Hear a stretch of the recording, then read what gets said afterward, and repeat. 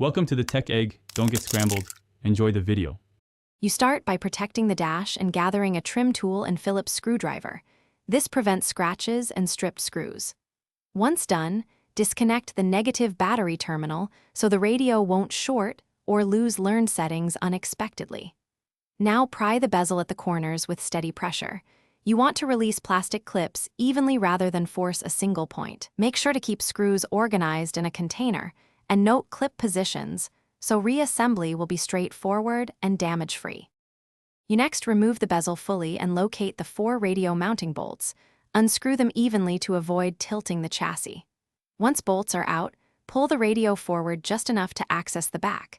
Do this slowly to avoid straining the wiring harness.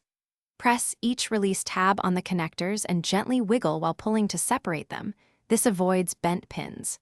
As you work, label each connector so you know where they go when reinstalling. Organization here speeds the final steps. You now lift the radio straight out and set it on a padded surface to prevent scratching.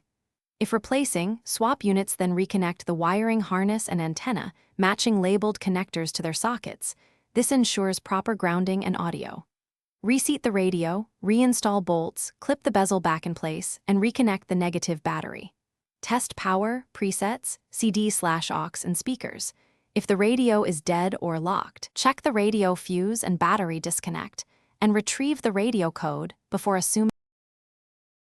Thanks for watching. Consider subscribing if I helped unscramble your problems.